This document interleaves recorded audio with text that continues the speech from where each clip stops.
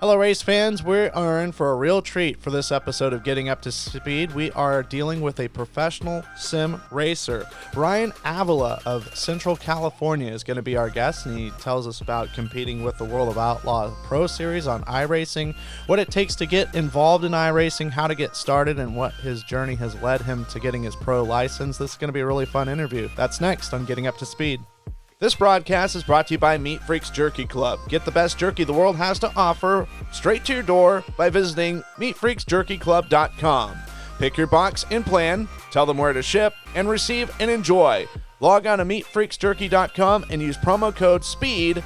Well, joining me, Ryan Avila, representing Lemoore, California. And Ryan is a unique guest because we've had drivers, we've had track owners, series operators, PR people, announcers, even a crew chief. Well, Ryan, you're the distinguished first guest as a professional sim racer on Getting Up to Speed. Yeah, pretty good to be on. I've done one of these so far, and it's a pretty cool concept of having, different people and different sides of racing, like just doing anything, particularly in racing. It's pretty cool, and having them speak on it. So glad to be here. Yeah, it's super cool. And you're from Lemoore, so for people that don't know exactly where that is, that's next to Hanford. I've actually been through it a couple of times. It's a nice little area of the country in the Central Valley. Obviously, Carson Macedo and Cole Macedo, notable drivers to come out of there, but also a notable micro sprint racetrack there. Have you managed to get over to that place? Yeah, we used to go, and we used to go about every weekend when they would used to get a lot of cars. This would be pre-COVID, so when everyone could travel down here and make their way out. They've got one of the bigger races down there for the micro sprints. Maybe 5 divisions, I'd say, run almost every weekend. Well, used to.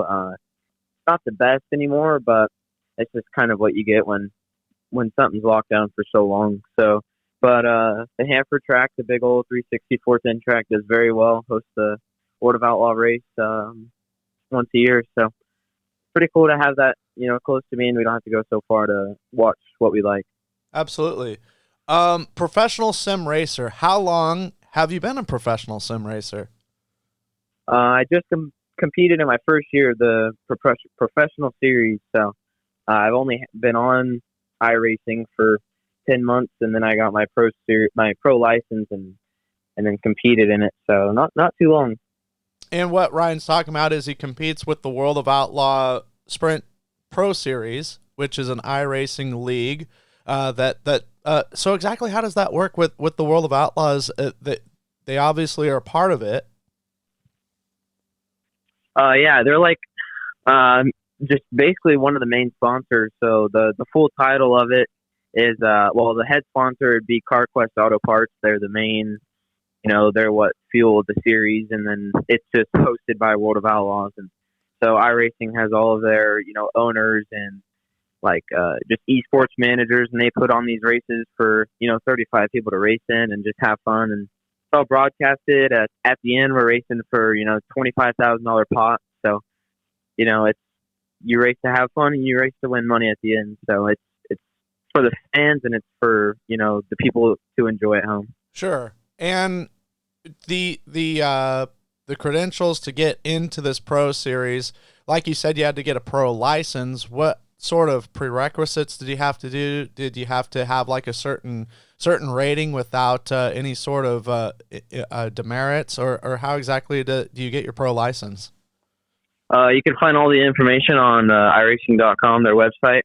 But basically, I'd say about early October, about early October, you compete in a 6-week qualifying series, and through the 6 weeks, it's just average, points over each race.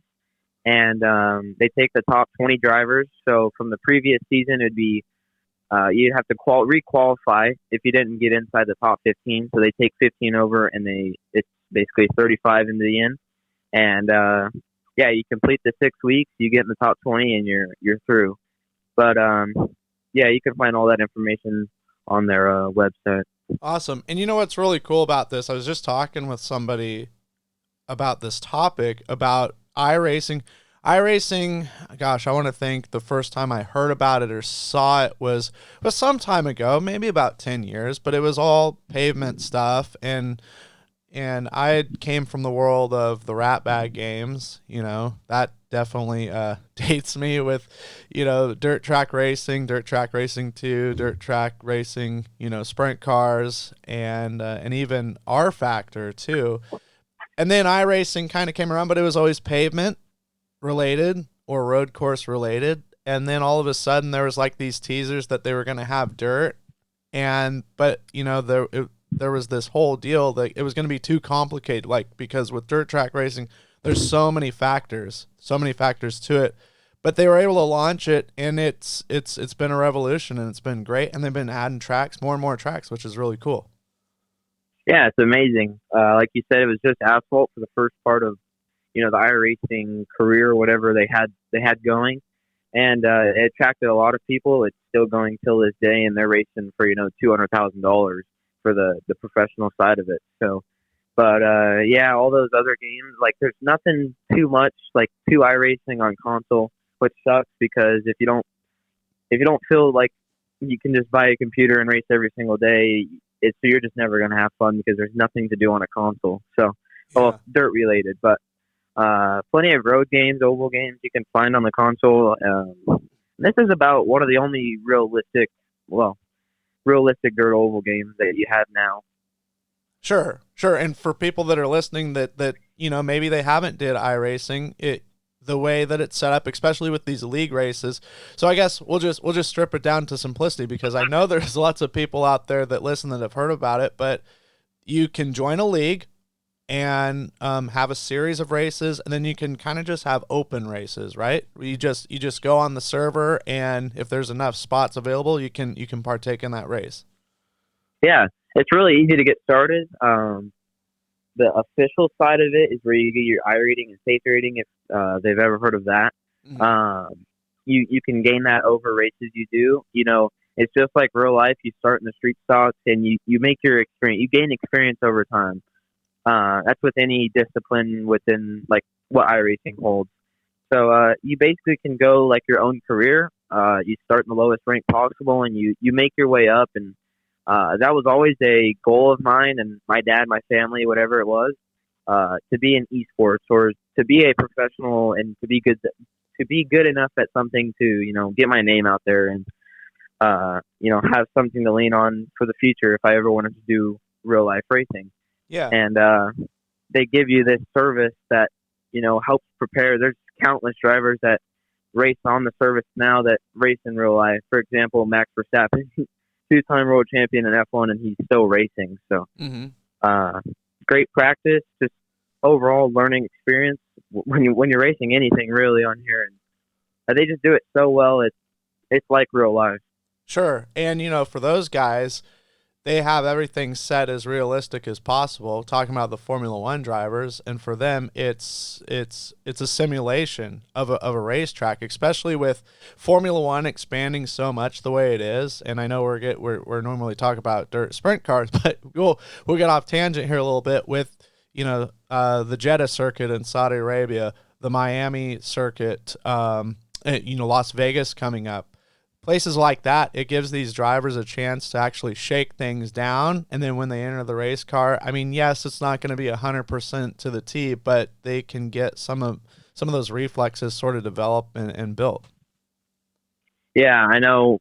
Back to dirt, they gain like suspension settings, and like they can translate that way over to real life, and it's just insane how they calculate that. Like the developers of just dirt oval, they came out only 6 years ago, and they're still like they're this big. So yeah, it's pretty cool. There's some things they need to fix, but sure. I mean, you can never get it perfect. So. Exactly, you're not going to hit a home run off the first pitch. There's patches, and there's always going to be bugs. And I was just kind of scanning about. They've got more content coming out and new tracks being released. And what's you would know this. What's the latest dirt track that they've came out with?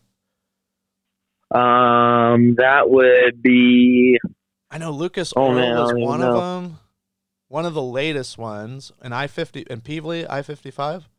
It'd be Lincoln. Lincoln. Okay. Speedway. Yeah. Okay.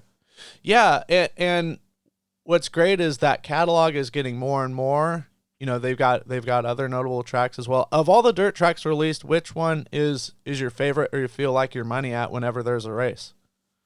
I gotta say Kokomo. It's just, Okay. I mean, it seems pretty easy, but when it gets to the fence or you have to make a slider, like the slider line come in, it's pretty difficult. So, no, I feel like that just the technicality of it really suits my driving. Yeah, yeah. So you're more of a bull ring guy on there. Yeah, I wish they had more, but I mean, Sure. like I said, you can't get everything perfect. So Absolutely. Hopefully they'll have some more on there. I mean, King Speedway in Hanford would be really cool to see on there. yeah, that and Polari Thunderbolt, Yeah. that'd be pretty cool. Yeah, they have the lever have the have the black start slicking off on the wall like it Hmm. does sometimes when the curb gets built. That'd be really cool. Yeah, one Well, day, well, hopefully. well. What was your first exposure to sim racing? Was it iRacing, or were you doing some other stuff like Gran Turismo or Forza or anything like that? Um, when I really got into sim racing was probably about 6 years ago, and it was on a console, and I was playing the F1, road racing games, and Okay. I got to a level where I could go pro in that, and it was just like an eye opener. Like I could just do anything, like esports related, and that's every kid's dream. They want to play video games, and to have that opportunity and to have someone behind me like my dad provide all of this for me and to give me a path into real racing, it's amazing. I can't ask for more. Well, and like in real racing, you dedicate a lot of time to it. Yes, you have you have the World of Outlaws Series Pro League, right? That dedicates so much of time, and I imagine leading up to that and perhaps maybe after your league races, you're logging in some races, whether it be, an open kind of server kind of deal or perhaps another league. Are you guys allowed to compete in other leagues? I guess I should say that. Yeah, there's about no restrictions. The only thing you cannot do is like intentionally wreck someone because Okay. of the rep you have. Okay. Uh, I wasn't yeah, sure if it was so, like the actual World of Outlaws series. If you're a platinum member, you can go and do certain stuff, but not too much. yeah. No, there's four disciplines on here, and you can go pro in any of them, and you could do pretty much And anyone you want. and for you, how many races? How many races a week? How many races a day is sort of average? You race every day, or you try and kind of just be consistent, like once every other day? Before the pro series, it was just every day was practice. Every day was I was racing. I was racing so much. Dirt races are pretty short. You Hmm. have your qualifying practice and heat races, and then your feature, and it's just so short. You can get so much out of it in a day, and I feel like I was doing maybe 8 races a day, and that was Okay. every week. And um, now I got on this team, and it's just I couldn't ask for more with them. They provide everything for me. Just the experience is what I've gained over this past year. I've only been on the sim for a year, so just to have this already behind me, it's pretty cool. Yeah, it's amazing. Yeah, yeah, and he hit another note too that it's not a deal where you draw or you qualify and then you run a feature. It's pretty realistic as far as an actual sprint car format goes. And now leagues, they can customize the format, right, as far as inverts and who starts where. Yeah, I have a couple leagues that I do, and they simulate it to real life. And then I have a couple other ones that they just do it for fun, and they hop straight into the feature, and it's just random, random spot on the grid, uh, and that adds characteristics, and it's fun to do that. But you also have that like you want to be you want to be as close as possible to real life as you can, and Sure. that's what iRacing has provided us with, and people will take advantage of it. So it's amazing what people or what they give us, and you can customize, and you can just basically do whatever you want. And the numbers seem to be pretty healthy, right? Like the leagues, the other leagues that you run in, they seem to be pretty healthy number wise, or what are they called? Split races. Those seem to be pretty healthy. Yeah, the official races where you can gain your ratings and stuff like that. It's been dropped a little bit for these past. Well, when they came out with the new season, so every year there's 4 seasons, and then they come out with a different one. The next year. So people, they make updates. Of course, they make updates every single week. They're just trying to get the game better to bring more people in and to keep more people on. So, they hold like big events. They hold the Knoxville Nationals and the Chili Bowl. That's the 2 events Dirt Oval gets, and those pull quite a numbers. I think the Knoxville Nationals. Well, back to like the realistic side of it. The week before a Saturday, whatever week they choose, is prelim races, and you have to qualify into the top 60 people to make the main show, basically. Okay, so for for Knoxville, or Chili Bowl. Okay, both, yeah, and so that that brings that one that wants to get people in because it's realistic, and they can if they don't have the chance to do it in real life, they can do it on the sim, and you're not getting hurt. You're just having fun. So yeah, and I'm in some of your races, who have been some guys that you've raced against, assuming it's their real name, but assuming that's who that person is, that you've kind of noticed, like, wait, that's a real sprint car driver that I'm racing against. I've seen Kyle Larson. I've seen Tony Stewart. I've seen Dale Earnhardt.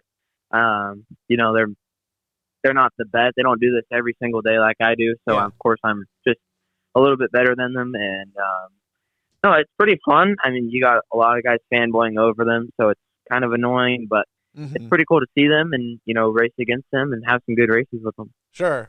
Yeah. I'm sure for them it can be a little annoying too, because they're out there, they're just trying to have fun and kind of live a normal life. And just like at a normal race, they show up and people are clamoring and wanting to hang out. It's like, hey, I'm trying to have some fun and kill some time here. Yeah. Like I said, Dale Earnhardt is like, I want to say pretty close to like co-owner of iRacing. So he helps with all the development side and stuff like that. And, he does a lot of races that people host, and it's pretty cool to see him like on a stream, and, he's racing with you race with them every day. So I don't know. It's pretty cool. Now there was a guy, I wouldn't say that it was an experiment, and he's from Eastern Canada. It was Alex, is it Bregman or Bergeron? Alex Bergeron? Yeah, Bergeron. I've seen him race. I did some commentary during COVID of some leagues, and he showed up for some of them. Now, what's cool about his story is, he sim race sprint cars, and he sim races some other things too. And then he got in an actual sprint car, and it was sort of like, how would this correlate to real life? And if I recall, he did pretty well, and I think it was a Ohsweken Speedway in Ontario that he went and competed in. Yeah, I follow him on Twitter, and when I'm starting, that's the guy who I was looking up to. He's multiple world champ, and that's just who you want to be when you get into the ranks. And and now I'm racing side by side with him, so not as good as him yet, but I mean that just shows you can be good in the sim and be good in real life. It's just how it translates is amazing. And for you in real life racing, what would you like it to correlate into? Getting in a sprint car, getting in a mini sprint? Kind of a curveball, but I'm an avid road racer. Okay, all right. Pretty weird. I mean, I'm a professional dirt oval driver in iRacing, and I want to do roads. So sure. There's some pros and cons of it, but I mean, you can learn every single day by doing one discipline and be good in the other. Yeah. Wow. So, let's see. There's a track up in Willows. There's obviously Sears Point and some other places. So you're trying to crack into that genre, eh? Yeah. I plan on going to racing school to get like the racing license that you need to get to the next level, and I hope this is a good platform to get onto that will throw me into that genre of racing. Yeah. And by doing these and getting my name out there is amazing. Just you don't see this stuff behind the scenes. Like, this is an amazing way to get all this information out and sure. Just explain ourselves kind of in the depth. No doubt. Yeah, you're not a bot or a sim on the thing. You're an actual person behind. Yeah. And you find that out really quickly in some of those lower tiered races, the lower splits with the, some guy not only rage quits, but before he rage quits, he'll just turn around and wreck everybody. So I've seen that happen before. Yeah. But yeah, that will not get you a good I-rating score. I don't know much about how I-rating scores are formulated, but that would be a detrimental hit to your safety rating. Yeah, that'd be pretty bad. Pretty bad. Um, if there's any listeners out there that have thought about getting into iRacing, do they have to have the super duper high speed setup, or can they get away with what would you recommend for just a minimum starting way to get involved in iRacing? You are going to need a little bit of money. You have to have a wheel and pedals, which there's plenty of good starters. Thrustmaster and Logitech is usually what people go through. And Okay. I mean, I'm on a Logitech right now, and I've made the Pro Series, so it just shows you if you have a little bit of skill, it can go a long way. To the computer side, if you go to iRacing.com, you can look at the required specs that you need. So before you make any purchases, head over there, and they show you what you need. It's pretty basic. I mean, if you want the best, not the best of the best, but something that's decent, it's gonna be a little bit of money. But yeah, I mean, that's what you pay for your experience on it, and along with buying iRacing, it's you have to buy a subscription, and then along with the cars and the track. So Yeah, and it's a little bit, but there's some it's high risk, high reward. there's some complimentary tracks that can kind of get you going right at the very beginning. Yeah. They're fantasy tracks, I think. Yeah, Lanier some of and what's the other one? Was it Limeland. Limeland? Okay, yeah, those are complimentary, but it gets you started, and then and would you recommend? Okay, cool. I'm gonna get in this. I'm gonna buy every single track, every single car that I can, or just figure out what you would like to just kind of dip your toe in it first, and then see if you like it. When you first start, you definitely just want to buy what you can use. Like, you're limited to a lot of stuff when you first start, so don't drop too much money when you don't really need it now. Sure. You definitely have to get a little bit of experience, and then you can, some of these tracks are very hard. They're like, it doesn't really seem like it, but it takes a lot of skill. And I mean, once you get those skills, you just go ahead with what you want to do. I mean, you can't tell anyone don't buy that, because I mean, they're just having fun, But I would definitely recommend just going at your own pace, I would say. Yeah. I know that I started, well, because when I was doing the broadcasts and everything, like I had to sign up for a subscription and then get the car and then get the track wherever that series was at and all that good business. And I was like looking at it and I'm like, my goodness, I could get that. It's like, a kid in a candy store for a little bit. And then my buddy who does it all the time, he's like, whoa, just get what you need. Just get what you need. It's okay. Like, you can get that later kind of thing. We don't have to, don't have to buy the store out on the first trip. Well, sponsors, team members, people you want to thank that have gotten you to this point. I got to thank my family, my mom and dad, for what got me started. They have my back in anything, and it's good to know that and to have that. And then first off, I got to thank Clayton Tilley at speedshop51.com for giving me the startup I needed in my professional iRacing career. And the team sponsors: Momentum Sim Sport, Trackside Collective, Tiltec Racing Products, Verdict Clothing, CT Designs, CD Cinematography, and then my personal sponsors. I had to thank Defense Designs, CS9 Chassis, Simworks Performance, 1425 Cinematography, and 213 Simworks for all they provide, and they're trusting the process, I could say. Awesome. Well, it's been a pleasure to have you on here, Ryan, and I'm really looking forward to seeing how things go forward, especially in the pro side of things. And I'll be in, I'm scheduled to be in the Central Valley of California quite a bit, so hopefully we can meet up and see each other in person. Yeah, we'll have to do that. Thanks for having me on. Awesome. Thank you.